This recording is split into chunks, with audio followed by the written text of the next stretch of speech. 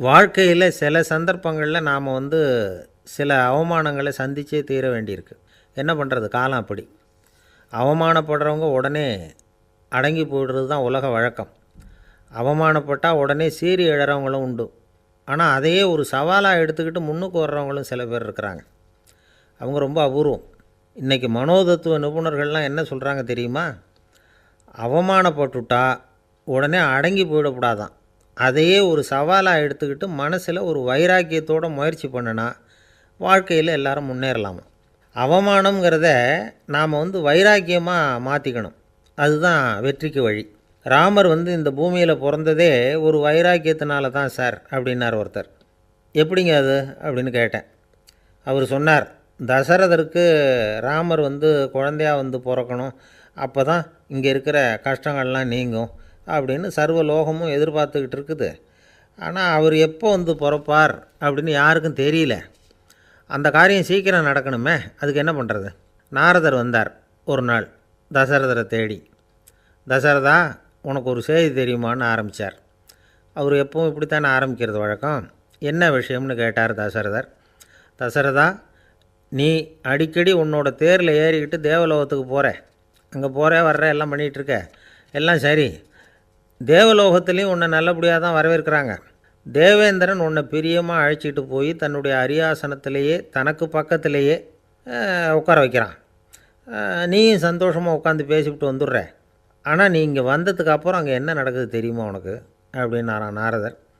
என்ன நடக்குது எனக்கு ஒன்றும் தெரியலையே அப்படின்னாரான் தசரதர். நாரதர்கிட்ட கிட்டத்தில் கேட்டிருக்கார், கொஞ்சம் சொல்லுங்கள் என்னது அப்படின்னு. அவர் நெருங்கி வந்தாரான் நாரதரும். மெதுவாக அவர் காதோட காதாக சொன்னாராம். அதாவது நம்ம பாஷையில் சொல்லப்போனால் பற்ற வைக்கிறார்.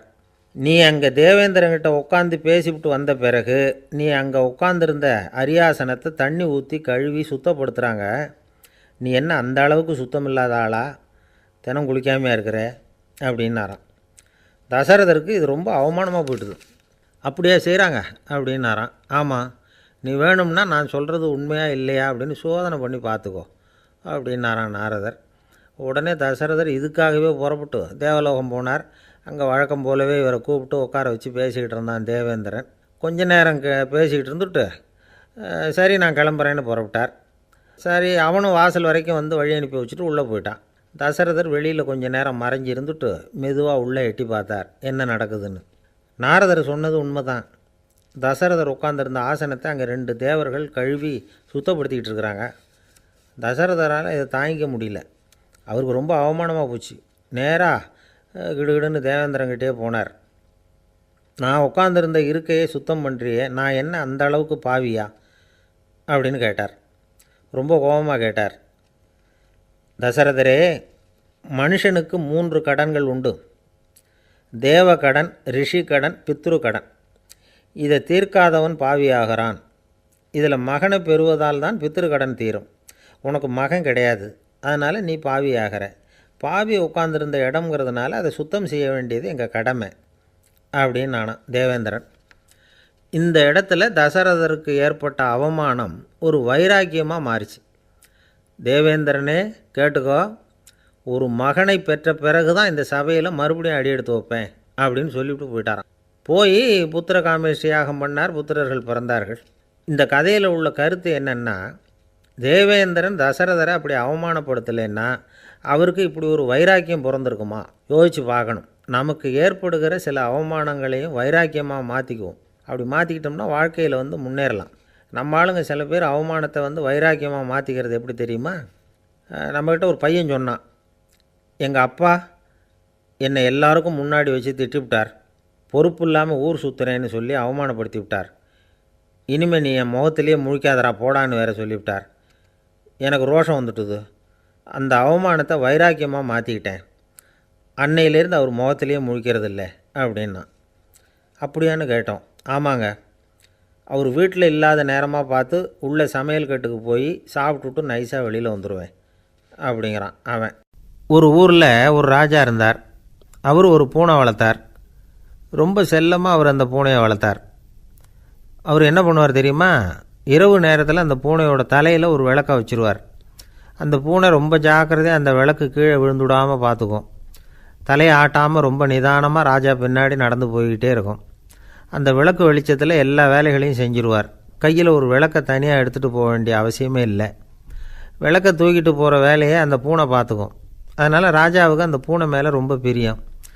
மந்திரிகளையெல்லாம் கூப்பிட்டு அவங்கக்கிட்ட சொல்லுவார், பார்த்தீங்களா இந்த பூனை எவ்வளவு விசுவாசமாக நடக்குது, என் பேரில் எவ்வளவு மரியாதை பார்த்தீங்களா அதுக்கு அப்படிம்பார். இதை கேட்டுவிட்டு அங்கேருந்து அமைச்சர்களில் ஒருத்தர் சொன்னார், மன்னா நீங்கள் சொல்கிறது சரிதான், இருந்தாலும் இந்த பூனையோட விசுவாசத்தை நாம் கொஞ்சம் சோதித்து பார்க்க வேண்டியிருக்கு அப்படின்னாராம். சரி, உங்கள் ஆசையை ஏன் கெடுக்கணும், நல்லா சோதித்து பாருங்கள் அப்படின்னு சொல்லிவிட்டார் ராஜா. உடனே அந்த அமைச்சர் என்ன பண்ணார் தெரியுமா, எங்கேயோ புறப்பட்டு போனார். ஒரு 5-6 எலிகளை பிடிச்சிக்கிட்டு வந்தார். அரண்மனையில் ராஜா ஏதோ வேலை பார்த்துக்கிட்டு இருக்கிறாரு. பக்கத்தில் அந்த பூனை ரொம்ப பணிவாக நின்றுக்கிட்டு இருக்குது. அது தலையில் விளக்கு எரிஞ்சிக்கிட்டு இருக்கு. அமைச்சர் தான் பிடிச்சிக்கிட்டு வந்த எலிகளை அந்த பூனை பார்வையில் படுறது மாதிரி எதிரில் விட்டார். அந்த எலிகள்லாம் அங்கேயும் இங்கேயும் ஓட ஆரம்பிச்சிது. அதை பார்த்தது பூனை, அவ்வளவுதான். தலையில் இருக்கிற விளக்கை பற்றியும் கவலைப்படலை, ராஜாவை பற்றியும் கவலைப்படலை. ஒரே பாய்ச்சலாக பாஞ்சு எலிகளை துரத்த ஆரம்பிச்சுட்டுது. தலையில் இருந்த விளக்கு எங்கேயோ போய் விழுந்தது, அணைஞ்சு போச்சு. இருட்டில் ராஜா தடுமாற ஆரம்பிச்சுட்டார். இந்த சமயத்தில் அந்த அமைச்சர் மறுபடியும் விளக்கை ஏற்றினார். வெளிச்சம் வந்தது. அதுக்கப்புறம் அந்த அமைச்சர் பேசினார், அரசே, பூனையோட விசுவாசத்தை பார்த்தீங்களா, எலி அது கண்ணில் படுற வரைக்கும் தான் விசுவாசமாக இருந்தது. அது மாதிரி எலியை பார்த்ததும் எல்லாத்தையும் விட்டுட்டு அதை துரத்த ஆரம்பிச்சுட்டு பார்த்தீங்களா. தான் அந்த பூனையை பற்றி நினச்சது தப்புங்கிறது அதுக்கப்புறம் தான் அந்த ராஜாவுக்கு புரிஞ்சுதான். சரி, இப்போ எதுக்கு இந்த கதையெல்லாம் அப்படிங்கிறீங்களா. இந்த பூனை மாதிரி தான் நம்ம மனசும். மனசை எவ்வளவு தான் பயிற்சி கொடுத்து பக்குவமாக வச்சுருந்தாலும் பார்க்குறதுக்கு பரமசாது மாதிரி தான் இருக்கும். பார்க்க வேண்டியதை பார்த்துட்டுதுன்னா பாஞ்சிரும். இந்த பூனை மாதிரி புலன் இன்ப பொருள்கள் கிட்டாத வரைக்கும் மனம் அடங்கி இருக்கிறது மாதிரி தான் தெரியும். கொஞ்சம் வாய்ப்பு கிடைச்சாலும் அது குதிக்க ஆரம்பிச்சிரும், தப்பு பண்ண ஆரம்பிச்சிரும். பெரிய பெரிய முனிவர்கள் வாழ்க்கையில் நடந்த வீழ்ச்சி இதை தான் நிரூபிக்குது. புலன்களின் ஆற்றல் அதிகம். அதனால் மனக்கட்டுப்பாடு பயிற்சிகளில் ரொம்ப எச்சரிக்கையாக இருக்கணுங்கிறார் சுவாமி சிவானந்தர். மது பழக்கத்தையே விட்டுவிட்டேன்னு உறுதியாக இருப்பான். கடை கண்ணில் பட்டுவிட்டதுன்னா கால் அவனை கேட்காமலே இழுத்துக்கிட்டு உள்ளே போயிடும். இதுதான் மனசுங்கிறது.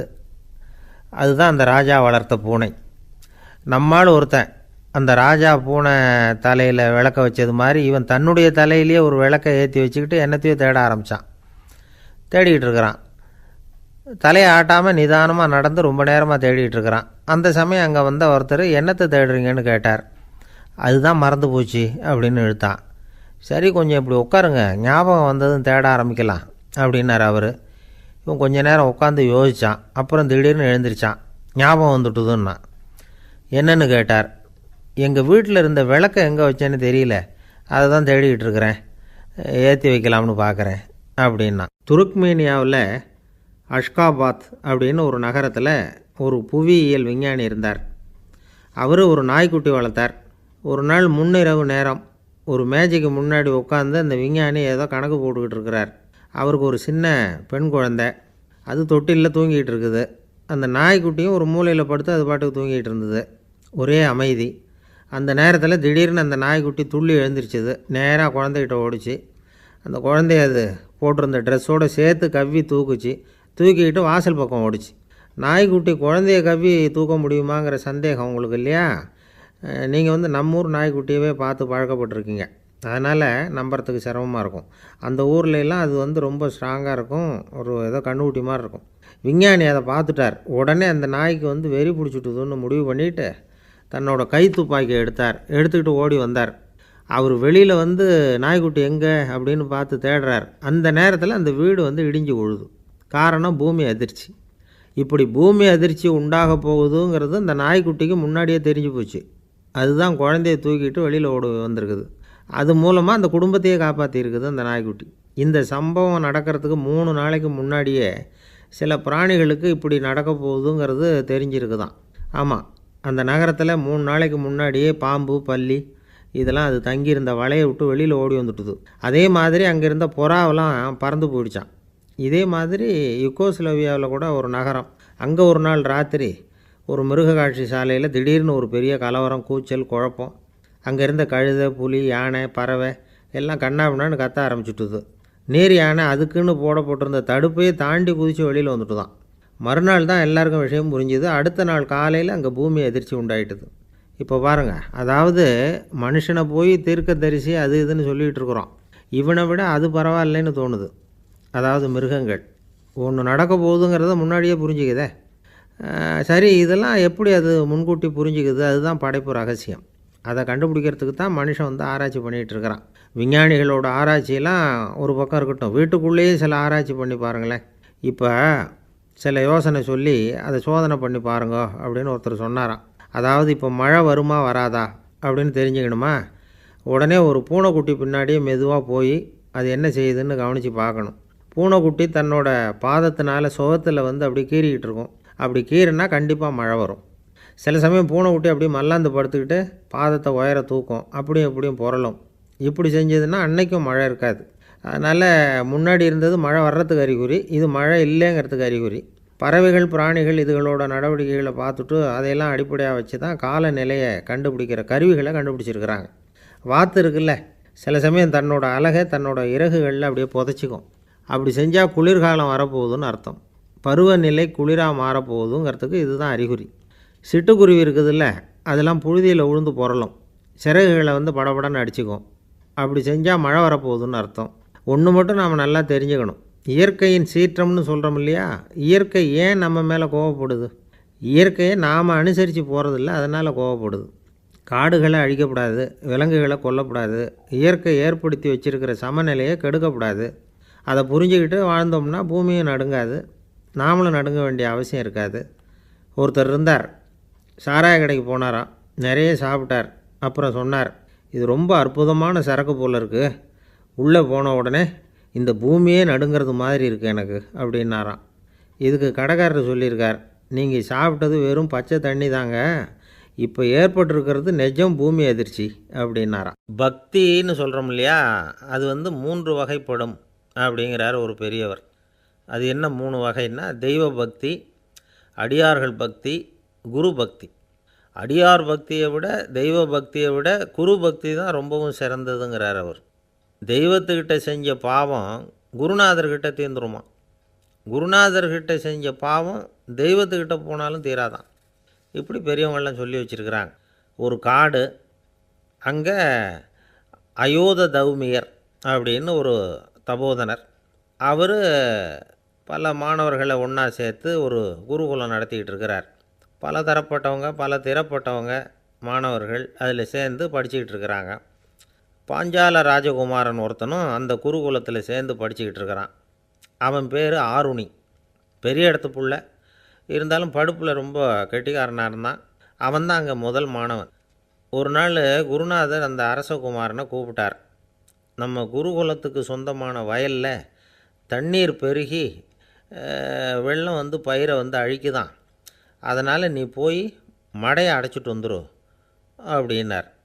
அந்த அரசகுமாரன் உடனே புறப்பட்டான். குருநாதர் சொல்லிட்டார்ல, உடனே புறப்பட்டான். நான் பெரிய இடத்து பிள்ளையாச்சே, ராஜகுமாரனாச்சே, ரொம்ப செல்வாக்கூட வளர்ந்தவனாச்சே, நான் போய் வயலில் இறங்கி வேலை செய்கிறதா அப்படின்னுலாம் அவன் நினைக்கல. குருநாதர் கட்டளையை நிறைவேற்ற வேண்டியது நம்ம கடமை அப்படின்னு நினச்சான். உடனே ஒரு மண்வெட்டியை தூக்கி தோளில் வச்சுக்கிட்டு புறப்பட்டு போயிட்டான். வயலுக்கு போனான். பார்த்தான், தண்ணி கரையை உடச்சிக்கிட்டு வயலுக்குள்ளே ஏகமாக பாஞ்சிக்கிட்டு இருக்குது. இவன் மண்வெட்டியால் களிமண்ணை புல்லோடு சேர்த்து புல் பற்ற மாதிரி வெட்டி வெட்டி போட்டான். இருந்தாலும் மடையை அடைக்க முடியல. தண்ணி அதை மீறி வந்துக்கிட்டே இருக்குது. தண்ணி வந்து வேகமாக வயலுக்குள்ளே போய்கிட்டே இருக்குது. போடுற பத்தையெல்லாம் கரைஞ்சி கரைஞ்சி போயிட்டுருக்கு. இருந்தாலும் இவன் தன்னுடைய முயற்சியை கைவிடலை. வெட்டி வெட்டி போட்டுக்கிட்டே இருக்கிறான். காலையில் அங்கே போனவன் சாயந்தரம் வரைக்கும் இப்படி செஞ்சுக்கிட்டு இருக்கிறான். உடம்பும் மனசும் ரொம்பவும் சோர்ந்து போச்சு. இருந்தாலும் குருநாதர் இட்ட கட்டளையை நிறைவேற்றாமல் இருக்கிறோமேங்கிற ஒரு குறை அவனுக்கு இருக்குது. குரு கட்டளையை நிறைவேற்றாத நான் வந்து இன்னமும் இருக்கணுமா அப்படின்னு யோசனை பண்ண ஆரம்பிச்சிட்டான். என்ன செய்யலாம்னு பார்த்தான். நம்ம குருநாதர் இட்ட பணிக்காக இந்த உடம்பையே தியாகம் பண்ணலாம் அப்படின்னு முடிவு பண்ணான். தண்ணி பாயுதில், அதுக்கு குறுக்க விழுந்து அப்படியே மடையை அடைச்சிக்கிட்டு அப்படியே படுத்துட்டான். இது மற்றவங்களுக்கு தெரியாது. அன்னைக்கு ராத்திரி ஒரு விளக்கு முன்னாடி உட்காந்து குருநாதர் பிள்ளைங்களுக்கு பாடம் சொல்லி கொடுத்துக்கிட்டு இருக்கிறார். முதல் வரிசையில் இருக்கக்கூடிய ராஜகுமாரனை காணலை. நம்ம ஆருணி எங்கே போனா அப்படின்னு சொல்லி மற்ற மாணவர்களை விசாரித்தார். இப்போ அவங்க சொன்னாங்க, சுவாமி அவன் காலையில் வயலுக்கு வந்து மடையை அடைக்கிறதுக்காக போனான், நீங்கள் தான் போக சொன்னீங்க, இன்னும் திரும்பி வரல அப்படின்னு நான் ஒரு பையன். குருநாதர் உடனே ஒரு தீவெட்டி எடுத்துக்கிட்டு மாணவர்களை அழைச்சிக்கிட்டு வயலுக்கு போனார். அங்கே போய் பார்த்தா ஆளை காணும். ஆருணி ஆருணின்னு சொல்லி சத்தம் போட்டு கூப்பிட்டு பார்க்குறார். நான் இங்கே இருக்கேன் குருநாதா அப்படின்னு காலுக்கு அடியிலேருந்து ஒரு சத்தம் வருது. குனிஞ்சு பார்த்தா அவன் மடையில் படுத்துருக்குறான். என்னப்பா இதுன்னார். காலையிலேருந்து இந்த மடையை அடைச்சி பார்த்தேன் சுவாமி, முடியல, அதனால் இப்படி குறுக்க படுத்துட்டேன், என்னை தாண்டறதுக்கு பயந்து போய் தண்ணியே தேங்கி நின்றுட்டுது அப்படின்னா. அவனுடைய குரு பக்தியையும் அவனை தாண்டறதுக்கு அஞ்சு நிற்கிற தண்ணி தேக்கத்தையும் பார்த்துட்டு எல்லாரும் ரொம்ப ஆச்சரியப்பட்டு போயிட்டாங்களாம். ஆருணி எழுந்திரிச்சு வா அப்படின்னு கூப்பிட்டாரான் குருநாதர். அவன் தண்ணீரை பொழந்துக்கிட்டு எழுந்திரிச்சு வந்தானான். அதனால் அவனுக்கு வந்து உத்தாலகன் அப்படின்னு ஒரு பேர். உத்தாலகன்னா தண்ணீரை பிளந்தவன் அர்த்தம். அந்த உத்தாலகன் மாதிரி இந்த காலத்து மாணவர்களுக்கும் குரு பக்தி வேணும் அப்படின்னு சொன்னோம் ஒரு பள்ளிக்கூடத்தில். உடனே நிறைய மாணவர்கள் எழுந்திரிச்சு நின்னாங்க. சார், நீங்கள் எங்களை வந்து இன்னமும் சரியாக புரிஞ்சுக்கலன்னு நினைக்கிறோம். அன்னைக்காவது ஒருத்தன் அப்படி இருந்தான், இன்றைக்கி ஏகப்பட்ட உத்தாலகர்கள் இருக்கிறோம். எங்கள் வாத்தியார் கட்டளை இட்டால் இப்போவே அது மாதிரி வயலுக்கு போய் மடையில் குறுக்கப்படுத்துக்கிறதுக்கு இந்த வகுப்பில் உள்ள அத்தனை பேரும் தயாராக இருக்கிறோம் அப்படின்னாங்க. அப்படியா அப்படின்னு சொல்லி கேட்டோம் ரொம்ப சந்தோஷமாக. ஒருத்தன் ரொம்ப அடக்கமாக எழுந்திரிச்சான். அப்புறம் சொன்னான், ஆமாம் சார், வகுப்பில் வந்து இவர் நடத்துகிற பாடத்தை கேட்டுக்கிட்டு இருக்கிறத விட பேசாமல் போய் மடையில் படுத்துடுறது ஒன்றும் கஷ்டமான காரியமாக இருக்காது, அதனால தான் எல்லோரும் அங்கே போகிறேன்னு சொல்கிறோம் அப்படிங்கிறான். ஒரு பெரியவர் உட்காந்துருக்கிறார். அவரை சுற்றி அவருடைய தோழர்கள் உட்காந்துருக்கிறாங்க. ஏதோ ஒரு முக்கியமான செய்தியை அவர் வந்து அவங்களுக்கு சொல்லிகிட்டு இருக்கிறார். அவங்களும் ஆர்வமாக கேட்டுக்கிட்டு இருக்கிறாங்க. இந்த சமயத்தில் யாரோ ஒரு ஆள் வேகமாக அங்கே வர்றார். வர்ற வேகத்திலேயே எனக்கு ஏதாவது உதவி செய்யுங்க அப்படின்னு கேட்டுக்கிட்டே வர்றார். கேட்குறது உதவி, ஆனால் குரல் வந்து மிரட்டுறது மாதிரி இருக்குது, அதட்டி கேட்குறது மாதிரி இருக்குது. இதை கேட்டதும் அந்த பெரியவர் ஆத்திரப்படலை, ஆனால் அவரை சுற்றி இருந்தவங்க ஆத்திரப்பட்டாங்க. இதை பெரியவர் கவனித்தார். கொஞ்சம் அமைதியாக இருங்கன்னார். வந்தவரை கூப்பிட்டார். அவருக்கு சில பொருள்களை கொடுத்தார். என்னங்க இப்போ உங்களுக்கு மகிழ்ச்சி தானே அப்படின்னார். ஆ அப்படின்னு அலட்சியமாக அவர் சொல்கிறார். நான் உங்களை நல்ல முறையில் நடத்தினேன்னா அப்படின்னு கேட்குறாரு அவர் மறுபடியும். அதெல்லாம் ஒன்றும் இல்லை அப்படின்னு சொல்லி அவர் சொல்லிகிட்டு இருக்கிறாரு. குரலில் வந்து கடுமை குறையில.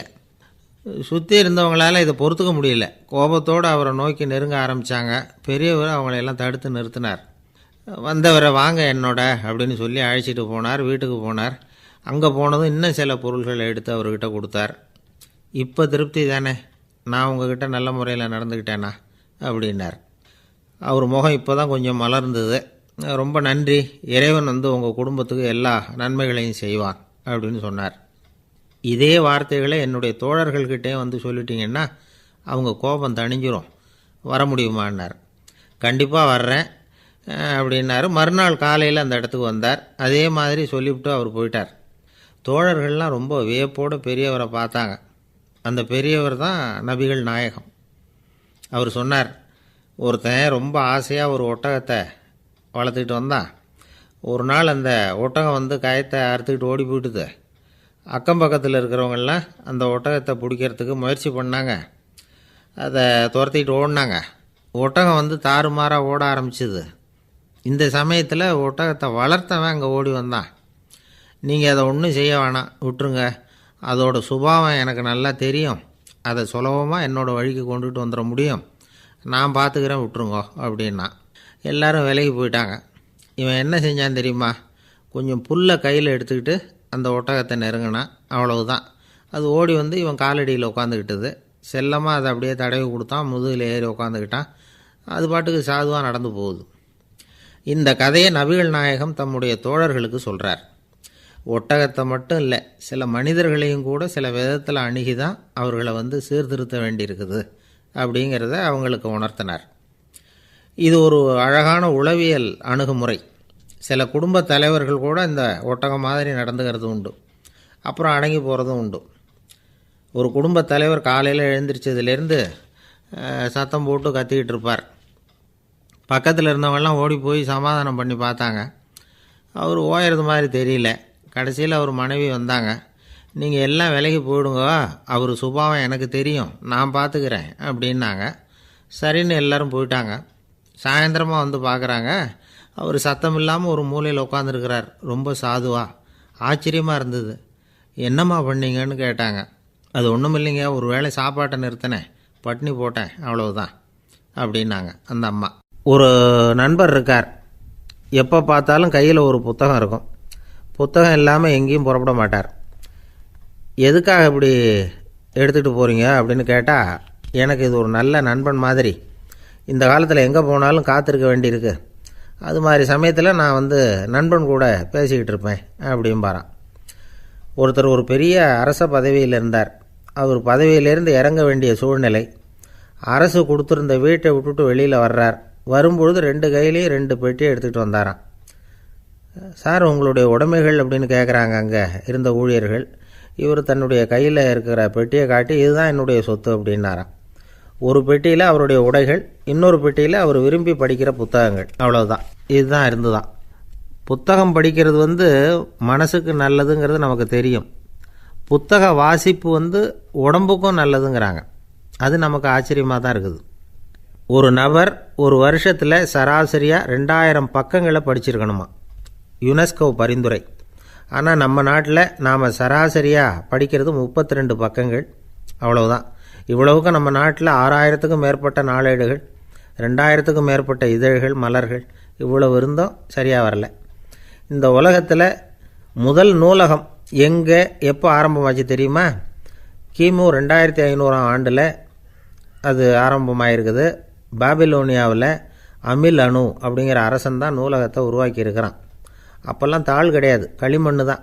களிமண் பலகைகளில் வந்து எழுதி அது தொகுத்து அப்படியே நூலாக்கி அதை நூலகத்தில் வச்சுருப்பாங்களாம். அரசருடைய நூலகத்தில் 1000த்துக்கும் மேற்பட்ட நூல்கள் இருந்ததாக வரலாற்று குறிப்பு இருக்குது. அது மட்டும் இல்லை, அந்த நூலகத்தில் வந்து பொருள் வாரியாக, அதாவது சப்ஜெக்ட் வாரியாக புத்தகங்களை வந்து வகைப்படுத்தி வச்சுருந்தாங்களாம். அதில் மிச்சம் இருந்த ஒரு 25 களிமண் பலகை புத்தகங்கள் இன்றைக்கும் பிரிட்டிஷ் அருங்காட்சியகத்தில் இருக்குதான். அச்சு தாள் இதெல்லாம் ஏற்பட்டதுக்கப்புறம் அமைக்கப்பட்டது தான் ஃப்ரான்ஸில் இருக்கக்கூடிய பாரிஸ் நூலகம். 1480 ஃப்ரெஞ்சு மன்னர் 11ஆம் லூயி இந்த நூலகத்தை அமைச்சாராம். ஆனால் அப்போல்லாம் அரசர்கள் மட்டும்தான் நூலகத்தை பயன்படுத்த முடியுமா. அதுக்கப்புறம் 17ஆம் நூற்றாண்டில் இந்த முறை மாறி பொதுமக்கள் அங்கே போகலாம், படிக்கலாம் அப்படிங்கிற நிலைமை வந்து தான். போட்லியன் நூலகம் அப்படின்னு அதுக்கு பேர், பாரிஸ் நகரத்தில் இருக்குது. அங்கே தான் நூல்களின் பட்டியல் தயாரிப்பு பணி ஆரம்பமாச்சு. கல்வி வளர்ச்சியையும் நூலகத்தையும் இணைச்சவர் வந்து நெப்போலியன் போனபார்ட். முன்பணம் செலுத்தி புத்தகத்தை படிக்கிற முறையையும் அவர் தான் கொண்டுகிட்டு வந்தாராம். மக்கள்கிட்ட வசூலிக்கிற வரியின் ஒரு பகுதியை நூலகத்துக்கு பயன்படுத்தினவரும் அவர் தானா. நெப்போலியன் நூலகத்தில் உலகத்தில் உள்ள எல்லா மொழி நூல்களும் இருக்குதான். அங்கே ஒரு தமிழ் நூலும் இருந்திருக்குது. அது என்னென்னா கம்பராமாயணம். சோவியத் யூனியனுக்கு படையெடுத்து போனப்போ அங்கேருந்து லட்சக்கணக்கான புத்தகங்களை இந்த பனிச்சறுக்கு வாகனங்கள் இருக்குல்ல, அதில் கொண்டுகிட்டு வந்ததாக வரலாறு. அடுத்தபடியாக குறிப்பிட்டு சொல்லத்தக்க நூலகம் எதுன்னா பிரிட்டிஷ் நூலகம். மிக பழைய கையெழுத்து பிரதியெல்லாம் கூட அங்கே இருக்குது. 1753 ஆரம்பமாச்சு. அதில் உள்ள நூல்களை வந்து வரிசையாக அடுக்கினா 180 கிலோமீட்டர் நீளத்துக்கு வருமா. மிகப்பெரிய நூலகம் அமெரிக்க தலைநகர் வாஷிங்டனில் இருக்குதான். இந்தியாவை பொறுத்த வரைக்கும் பெரிய பழைய நூலகம் எதுன்னா கல்கத்தா நூலகம். எல்லா இந்திய மொழி நூல்களும் இங்கே உண்டு. மகாகவி பாரதியார் நடத்தின இந்தியாங்கிற இதழின் எல்லா பிரதிகளும் அங்கே பாதுகாப்பாக இருக்குது. படிக்கும் பழக்கம் வந்து இங்கே வளர வேண்டியிருக்குது. ஒருத்தர்கிட்ட ஒரு புஸ்தகத்தை கொடுத்து விமர்சனம் எழுத சொல்லியிருந்தாங்க. கொஞ்ச நாள் கழித்து அவரை போய் பார்த்து, என்னங்க புஸ்தகத்தை படித்து பார்த்தீங்களா அப்படின்னு கேட்டாங்களாம். இதுக்கு அவர் சொல்லியிருக்கிறார், இன்னும் நான் படித்து பார்க்கலிங்க, இப்போ தானே விமர்சனமே எழுதி முடிச்சிருக்கிறேன், இனிமே தான் படிக்கணும் அப்படின்னாராம். இந்த உலகத்தில் எல்லாருக்கும் மகிழ்ச்சி தரக்கூடிய ஒரு பொருள் எது? இது ஒரு முக்கியமான கேள்வி. இந்த கேள்விக்கு பொருத்தமான ஒரு பதிலை உங்களால் சொல்ல முடியுமா? அதாவது கொஞ்சம் யோசித்து பார்த்தா பணம்னு சொல்லலாமா? இப்போ கையில் காசு இல்லாதவங்ககிட்ட ஒரு 10 ரூபாயை கொடுத்தா அது அவனுக்கு சந்தோஷத்தை கொடுக்கும். ஏற்கனவே வருமான வரி பிரச்சனையில் சிக்கி இருக்கிறவர்கிட்ட இன்னும் கொஞ்சம் பணம் இந்தாங்கன்னு சொல்லி கொடுத்தோம்னா அது வந்து அவருக்கு சங்கடத்தை தான் கொடுக்கும். அதனால் அந்த கேள்விக்கு பணங்கிறது பொருத்தமான பதிலாக இருக்க முடியாது. கேள்வி என்னன்னா, இந்த உலகத்தில் எல்லாருக்கும் மகிழ்ச்சி தரக்கூடிய ஒரு பொருள் எது? சரி, இனிப்புன்னு சொல்லலாமா? ஏன்னா எல்லாருக்கும் இனிக்க தானே செய்யும். அதுலேயும் ஒரு சிக்கல் இருக்குது. சர்க்கரை வியாதிக்காரங்களுக்கு அது என்ன சந்தோஷத்தையாக கொடுக்கும்? ஆக எல்லாருக்கும் வேறுபாடு எதுவும் இல்லாமல் மகிழ்ச்சியை கொடுக்கக்கூடியது வேறு ஏதோ ஒன்று இருக்குது. அது என்னன்னு கண்டுபிடிக்கணும். அதுதான் இன்றைக்கி தகவல். இப்போ அதை கண்டுபிடிக்கணும்னா இந்த கதையை கேட்கணும். அது என்ன கதைன்னா, ஒரு ஊரில் ஒரு ராஜா இருந்தார். அவருக்கும் இதே சந்தேகம் வந்துட்டுது.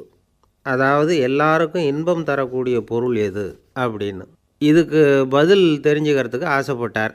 சரி, அதுக்கு என்ன செய்யலாம்னு யோசனை பண்ணார். நாட்டு மக்களுக்கு பகிரங்கமாக ஒரு அறிவிப்பு கொடுத்தார். நம்ம நாட்டு மக்கள் இன்பம் தரக்கூடிய பொருள் எதுன்னு நினைக்கிறாங்களோ அதை கொண்டுக்கிட்டு வந்து அரண்மனையில் உள்ள கண்காட்சி மண்டபத்தில் வைக்கலாம். அப்படி அவங்க வைக்கிற பொருள்களில் எது எல்லாருக்கும் இன்பம் தரக்கூடியதாக இருக்குமோ அதை வச்சவருக்கு 1000 பொற்காசுகள் பரிசு அப்படின்னு அறிவிப்பு கொடுத்துட்டார். ஜனங்கள் இந்த அறிவிப்பை கேட்டாங்க. அதுக்கப்புறம் சும்மா இருப்பாங்களா? 1000 பொற்காசுன்னா சும்மாவா? அவங்கவுங்க கையில் என்னென்ன கிடைச்சதோ அதையெல்லாம் கொண்டாந்து அரண்மனை காட்சி மண்டபத்தில் வச்சுட்டாங்க. அதுக்கப்புறமா ராஜா அங்கே வந்தார். ஒவ்வொன்றா பார்த்துக்கிட்டே வந்தார். முதல்ல ஒரு குயில் இருந்தது, இனிமையாக பாடக்கூடிய குயில். இந்த குயிலோட இன்னிசை எல்லாருக்கும் இன்பம் தரக்கூடியது தான். இருந்தாலும் காது கேட்காதவங்களுக்கு இந்த இசை எப்படி இன்பம் தர முடியும்? அதனால் இது சரியில்லைன்னு விட்டார். அடுத்தபடியாக போனார். அங்கே என்ன வச்சுருக்குறாங்கன்னு பார்த்தா ஒரு அழகான மயில் அங்கே தோகை விரித்து ஆடிக்கிட்டு இருக்குது. இந்த மயிலோட ஆட்டம் மனசுக்கு இன்பம் தரக்கூடியது தான். இருந்தாலும் பார்வை இல்லாதவங்க இந்த ஆட்டத்தை பார்த்து ரசிக்க முடியுமா? முடியாது. அதனால் இதுவும் சரியில்லை அப்படின்னு சொல்லிவிட்டார். அதுக்கு அடுத்தபடியாக போனார். பல வகையான இனிப்பு பண்டங்களை வச்சுருந்தாங்க. பார்த்தார், வயசானவங்களுக்கும் நோயாளிகளுக்கும் இது இன்பம் தராது, துன்பம் தான் கொடுக்கும் அப்படின்னார். இப்படி ஒவ்வொன்றா பார்த்துக்கிட்டே போகிறார். அழகான மலர்கள், கனிகள், ஓவியங்கள் எதுவுமே பொருத்தமாக தெரியல. சகல பேருக்கும் இன்பம் தரக்கூடிய வகையில் எதுவும் இல்லை. கடைசியாக வந்தார். அங்கே ஒரு களிமண் பொம்மை இருந்தது. அது என்ன பொம்மை தெரியுமா? பசியால் வாடி இருக்கிற ஒருத்தருக்கு ஒரு அம்மா இனிமையாக பேசிக்கிட்டு சோறு போடுறது மாதிரி அந்த பொம்மையை செஞ்சுருந்தாங்க. அதுக்கு கீழே அன்பு அப்படின்னு எழுதியிருந்துதான். ராஜா பளிச்சுன்னு ஒரு முடிவுக்கு வந்தார். அந்த பொம்மையை செஞ்ச சிற்பியை வரவழைச்சார், பரிசு கொடுத்தார். அன்பு ஒன்று தான் எல்லாருக்கும் இன்பம் அளிக்கக்கூடிய பொருள். காது கேட்காதவங்களும் அதை கேட்க முடியும், பார்வை இல்லாதவங்களும் அதை பார்க்க முடியும், குழந்தைகளும் அதை உணர முடியும் அப்படின்னு அதுக்கு விளக்கம் கொடுத்தார் அந்த மன்னர். இந்த உலகத்தில் எல்லாருக்கும் மகிழ்ச்சி தரக்கூடிய ஒரு பொருள் அன்பு தான். அதை புரிஞ்சுக்கிட்டு தான் சில கணவன்மார்கள் மனைவி பேரில் ரொம்ப அன்பை காட்டிக்கிறது வழக்கம். ஒரு வீட்டு வாசப்படி பக்கமாக மழைக்கு ஒதுங்கினார் ஒருத்தர். மழை தூரிக்கிட்டு இருந்தது, இருட்டு நேரம். அந்த வீட்டில் இருந்தவர், இன்றைக்கி ராத்திரி வேணும்னா இங்கேயே தங்கிட்டு காலையில் போங்க அப்படின்னார். உடனே இவர் சொன்னார், ரொம்ப நன்றிங்க, ஒரு 10 நிமிஷத்தில் இதை வந்துவிடுறேன் அப்படின்னு சொல்லிவிட்டு எங்கேயோ ஓடினார். 10 நிமிஷம் கழித்து திரும்பி வந்தார். ஆமாம், எங்கே போயிட்டு வந்தீங்கன்னு கேட்டார் வீட்டில் இருந்தவர். நேராக எங்கள் வீட்டுக்கு போய் மனைவிக்கிட்ட இன்றைக்கி ராத்திரி இங்கேயே தங்கிக்கிறேன்னு சொல்லிவிட்டு வந்துட்டேன் அப்படின்னார் அவர். அன்பில் இது ஒரு ரகம். என்ன சார், உங்கள் பையன் என்ன செஞ்சுக்கிட்டு இருக்கிறான் இப்போது அப்படின்னு கேட்டார் ஒருத்தர். அடிக்கடி கண்ணாடி முன்னாடி நின்று அழகு பார்த்துக்கிட்டு இருக்கிறான் சார் அப்படின்னார் அப்பா. இளம் பருவம் இப்படி தான் இருக்கும், அதையெல்லாம் சாதாரணமாக நினச்சிடாதீங்க அப்படின்னார் அவர். என்ன சார் சொல்கிறீங்க, கண்ணாடி முன்னாடி நின்றுக்கிட்டு நேரத்தை வீணாக்கிக்கிட்டு இருக்கான், அதை ஒரு பெரிய விஷயமாக நான் நினைக்கணுமா அப்படின்னார் இவர். இளம் பருவத்தில் இளைஞர்களுக்கும் சின்ன பொண்ணுங்களுக்கும் அடிக்கடி கண்ணாடியில் பார்க்கணும்னு தோணும். அது வெறுமனே அழகு பார்க்குறது மட்டும் இல்லை, அவங்க தங்களையே தேடி கண்டுபிடிக்கிற ஒரு முயற்சி அது. இது ஒரு மனோதத்துவ விளைவு. இது வரைக்கும் சின்ன பிள்ளையாக இருந்துட்டோம், இனிமேல் நாமளும் மற்றவங்க மாதிரி மனிதர்கள் தான் அப்படிங்கிற உணர்வு அவங்களுக்கு வருது. தங்களோட முகம் எப்படி இருக்குது, அழகு எப்படி இருக்குது, உடம்பு நேரம் எப்படி இருக்குது, முடி எப்படி இருக்குது அப்படிங்கிறதையெல்லாம் கண்டுபிடிக்கிறாங்க. அதுக்கப்புறம் இன்னொரு ஆணோ பொண்ணோ தன்னை கவனிக்கணும் அப்படின்னு நினைக்கிறாங்க. இதெல்லாம் மனோதத்துவ உண்மைகள், இதெல்லாம் இயற்கை. இதை பார்த்துட்டு பெற்றவங்க பிள்ளைங்க கெட்டு போட்டாங்க அப்படின்னு நினைக்கக்கூடாது, அவங்கள திட்டிக்கிட்டே இருக்கக்கூடாது. இன்றைக்கி பல குடும்பங்களில் இதுதான் நடந்துக்கிட்டு இருக்குது. மனுஷ வாழ்க்கையிலேயே இப்படியும் இல்லாத அப்படியும் இல்லாத ஒரு பருவம் இளம் பருவம்.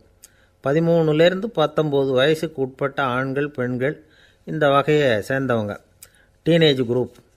இவங்களை சின்னவங்கன்னு நினச்சிட முடியாது, பெரியவங்கன்னு நினச்சிட முடியாது. இவங்க ரொம்ப சென்சிட்டிவ். சமூகம் நினச்சா இவங்களை நல்லவங்களாகவும் ஆக்கலாம், கெட்டவங்களாகவும் ஆக்கலாம். கொஞ்சம் அக்கறை எடுத்துக்கிட்டால் பெரிய பெரிய மேதைகளையும் விஞ்ஞானிகளையும் உருவாக்கலாம். ஆனால் நடக்கிறது என்ன தெரியுமா, அநேகமாக இவங்களை யாருமே சரியாக புரிஞ்சுக்கிறதில்ல. இவங்களை சரியாக நடத்துறதும் இல்லை.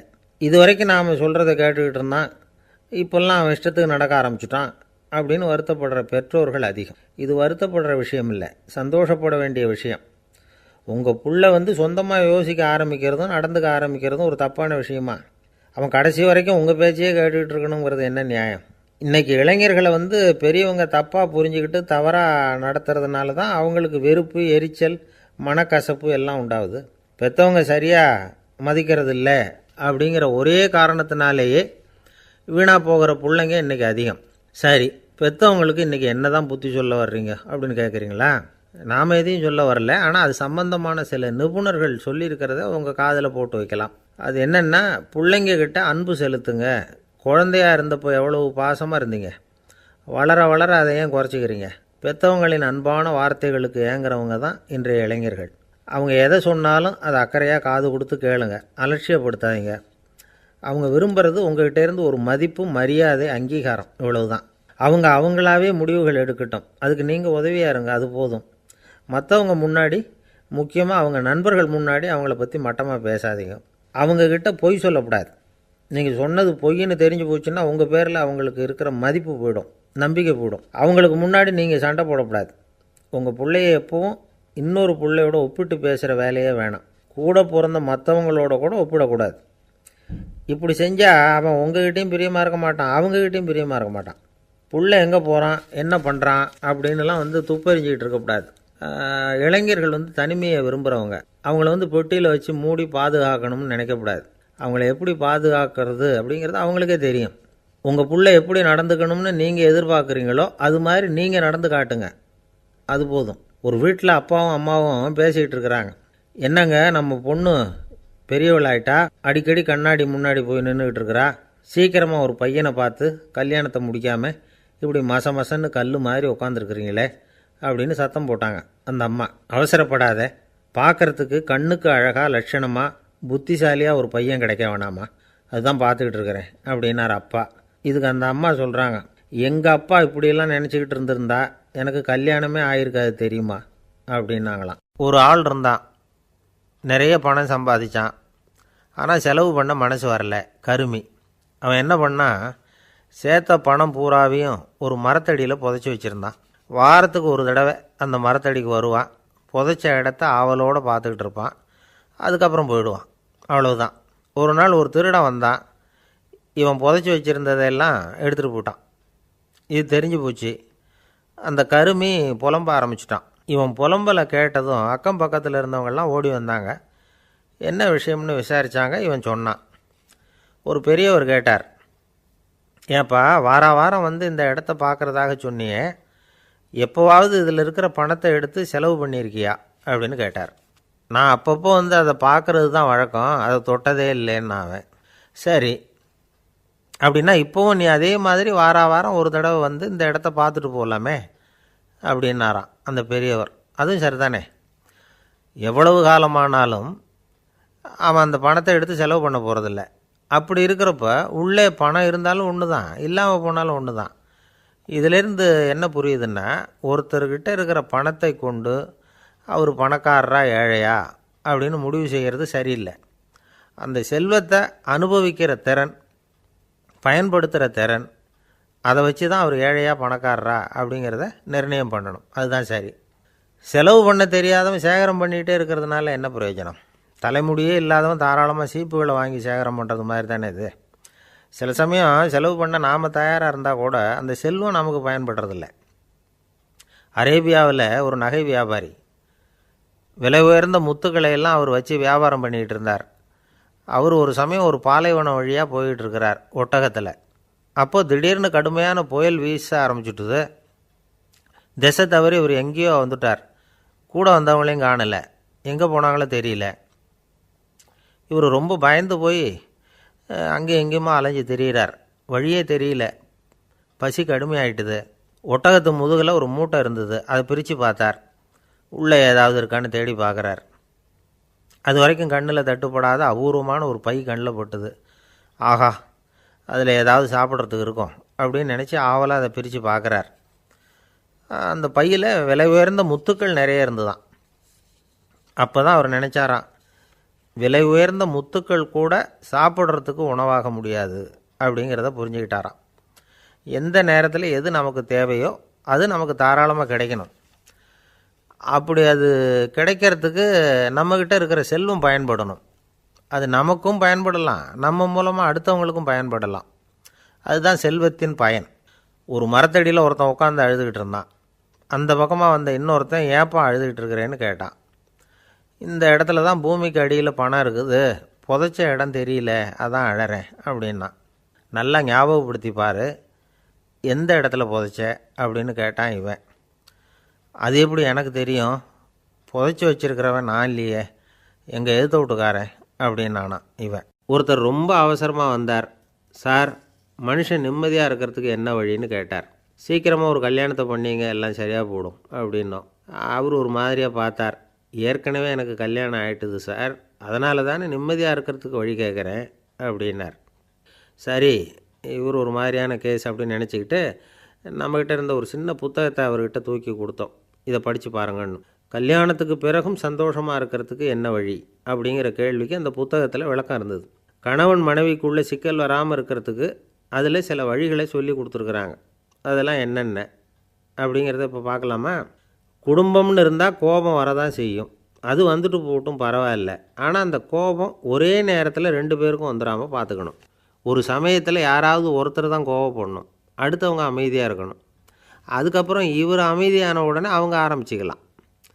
கோபமாக ஏதாவது சொன்னால் உடனே கோபமாக பதில் சொல்லக்கூடாது. கொஞ்சம் பொறுத்து கோபம் தீர்ந்த உடனே அந்த பதிலை சொல்லலாம். அப்போ பதில் கோபமாக இருந்தால் கூட அது அவ்வளோ பெருசாக தெரியாது. அற்ப விஷயத்துக்கெல்லாம் காய்ச்சி மூச்சுன்னு கத்திகிட்டு இருக்கக்கூடாது. உங்கள் 2 பேருக்குள்ளே ஒரு தர்க்கம் ஆரம்பமாயிட்டுதுன்னு வச்சுக்கோங்க. கடுமையாக 2 பேரும் விவாதம் பண்ணுறீங்க. உங்களில் ஒருத்தர் இதில் ஜெயிக்கணும்னா அது நீங்களாக இருக்க வேணாம், அடுத்தவங்க ஜெயிக்கிறதுக்கு நீங்கள் துணையாக இருங்களேன். அப்படின்னா நீங்கள் கொஞ்சம் விட்டு கொடுக்கணும், அவ்வளவுதான். ஏதாவது குத்தம் சொல்லணுமா, செஞ்ச தப்பை சுட்டி காட்டணுமா, விமர்சனம் பண்ணணுமா, பண்ணுங்க, வேணான்னு சொல்லலை. ஆனால் சொன்னதை அப்படி சொல்கிறத கொஞ்சம் அன்பாக இதமாக சொல்லுங்கள். எப்போ நடந்த தவறுகளையெல்லாம் இப்போ போய் மறுபடியும் ஞாபகப்படுத்திகிட்டு இருக்க வேண்டாம். நான் அப்போவே சொன்னேன் இந்த புடவை வேணாம்னு, நீங்கள் தான் கேட்கல, இப்போ பாருங்கள் கிழிஞ்சு போச்சு இப்படின்னு கத்துனாங்க ஒரு அம்மா. எப்போ சொன்னீங்கன்னு கேட்டால் ஒரு 10 வருஷத்துக்கு முன்னாடி தீபாவளி சமயத்தில் அப்படிங்கிறாங்க. அது என்ன இன்னும் அப்படியே புதுசாகவே இருக்கும்? உங்களுக்கு அவர் தான் பெருசு, அவருக்கு நீங்கள் தான் பெருசு. அதை விட இந்த உலகத்தில் வேறு எதுவும் முக்கியம் இல்லைன்னு நினைக்கணும். நீ தான் என்னுடைய உலகம்னு எத்தனை தடவை சொல்லியிருப்பீங்க? அதெல்லாம் வெறும் வசனமாக போயிடக்கூடாது. ஏதாவது ஒரு பிரச்சனையை பற்றி கடுமையாக விவாதம் பண்ணிக்கிட்டு இருக்கீங்க, அதை அப்படியே பாதியில் விட்டுட்டு படுக்கைக்கு போயிடக்கூடாது. சொச்சத்தை நாளைக்கு பேசிக்கலாம்னு. அப்படி போனால் தூக்கம் வராது. பிரச்சனையை ஒரு முடிவு பண்ணிக்கிட்டு அதுக்கப்புறமா தூங்க போகணும். ஒரு நாளில் ஒரு தடவையாவது உங்கள் ஜோடியை பாராட்டி நல்ல விதமாக கனிவாக ஒரு வார்த்தை சொல்லணும் அப்படின்னு தீர்மானம் பண்ணிங்க. ஏதாவது தப்பு பண்ணிவிட்டீங்கன்னா பரவாயில்ல, அதை ஒத்துக்கிறதுக்கும் மன்னிப்பு கேட்குறதுக்கும் தயாராக இருக்கணும். அது ஒன்றும் கேவலம் கிடையாது. வீட்டுக்குள்ளே தானே கேட்க போகிறீங்க, வெளியில் யாருக்கு தெரிய போகுதோ? எப்படியோ உங்களுக்குள்ளே ஒரு சமரசம் ஆனால் சரிதான். ஒரு தகராறுன்னு எடுத்துக்கிட்டால் குறைஞ்சபட்சம் அதுக்கு 2 பேர் தேவை. தனியாகவே உட்காந்துக்கிட்டு நான் இப்போ தகராறு பண்ணிகிட்ருக்கிறேன் அப்படின்னு யாரும் சொல்ல முடியாது. 2 பேர் தகராறு பண்ணுறாங்கன்னா பொதுவாக அந்த 2 பேரில் யார் அதிகமாக பேசுகிறாங்களோ அவங்க பேரில் தான் தப்பு இருக்கும். அதை மனசில் வச்சுக்கணும். இதெல்லாம் தான் அந்த புத்தகத்தில் போட்டிருக்கிற வழிமுறைகள். இவ்வளவும் சரியாக வரலைன்னா அப்புறமா சொல்லுங்கள், வேறு புத்தகம் ஏதாவது இருக்கான்னு தேடுவோம். ஒரு கணவன் தன்னுடைய மனைவியை அழைச்சிக்கிட்டு ஒரு மனோதத்துவ டாக்டர்கிட்ட வந்தாராம். டாக்டர், எங்களுக்கு கல்யாணம் ஆகி 30 வருஷ காலமாக நாங்கள் ஒரு விஷயத்தில் கூட ஒத்து போனதில்லை அப்படின்னு ஆரம்பித்தார். உடனே அந்த அம்மா குறுக்கிட்டு, அது 30 வருஷம் இல்லை 32 வருஷம் அப்படின்னாங்களாம். அவர் ஒரு பெரிய குடும்பத்தில் பிறந்தவர். இருக்கிற சொத்துக்கள் எல்லாத்தையும் வாரி வழங்கிவிட்டு காட்டுக்கு புறப்பட்டார் தவம் செய்கிறதுக்காக. இருந்தது பூராவும் கொடுத்துட்டார். இனிமேல் எதுவுமே இல்லை கொடுக்கறதுக்கு. அப்போது கடைசியாக ஒருத்தன் கையை நீட்டினான். ஐயா ஏதாவது கொடுங்கன்னா. அவர் பார்த்தார். கட்டியிருக்கிற வேட்டியை தவிர வேறு எதுவுமே இல்லை. 8 முழம் பட்டு வேட்டி, ஜரிகை கரையோடு இருக்குது. கடைசியாக அதை தான் எடுத்து கட்டிக்கிட்டு அவர் புறப்பட்டுக்கிட்டு இருக்கிறார். அவர் பார்த்தார், எதிரில் அவன் பரிதாபமாக நின்றுக்கிட்டு இருக்கிறான். அந்த 8 முழ வேட்டியை 2ஆக கிழிச்சார். 4 முழத்தை அவங்ககிட்ட கொடுத்துட்டு மீதி 4 முழத்தை தன்னுடைய இடுப்பில் கட்டிக்கிட்டு அவர் காட்டுக்கு போயிட்டார். இவன் என்ன பண்ணான் தெரியுமா? கையில் கிடைச்ச 4 முழத்தை எடுத்துக்கிட்டு கடை வீதிக்கு போனான். பழைய பட்டு வேட்டி ஜருகை இதெல்லாம் விலைக்கு வாங்குகிற வணிகர் ஒருத்தர் இருந்தார். அவர்கிட்ட போனான். இதை விலைக்கு எடுத்துக்கிறீங்களான்னு கேட்டான். அவர் வாங்கி பார்த்தார். ஆகா, ரொம்ப அருமையான வேட்டி, விலை ஒசந்த ஜரிகை, இது ஏது உனக்குன்னு கேட்டார். அவன் நடந்ததை சொன்னான்.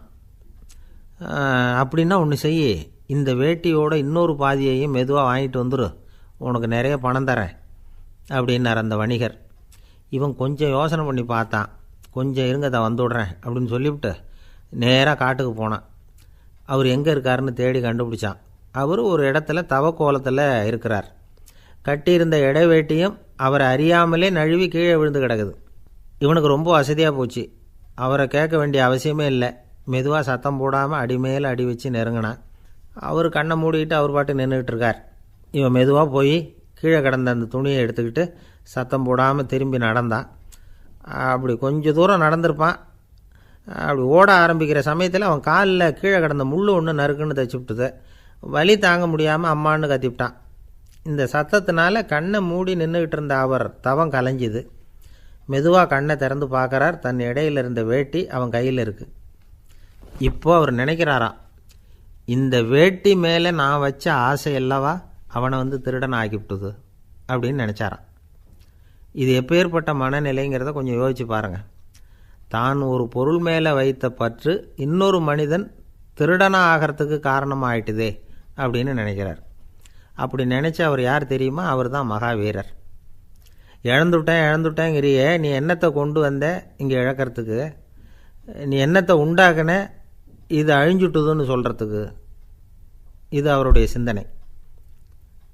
இன்றைக்கி நம்ம சிந்தனையெல்லாம் வேறு மாதிரி இருக்குது. ஒருத்தன் நடுத்தெருவில் உட்காந்து அழுதுகிட்டு இருந்தான். அந்த வழியாக வந்தவர் கேட்டார், ஏன்ப்பா அழற அப்படின்னு கேட்டார். 5 ரூபா சார், இந்த இடத்துல விழுந்துட்டுது, ரொம்ப நேரமாக தேடுறேன், கிடைக்காது போல இருக்கு அப்படின்னா.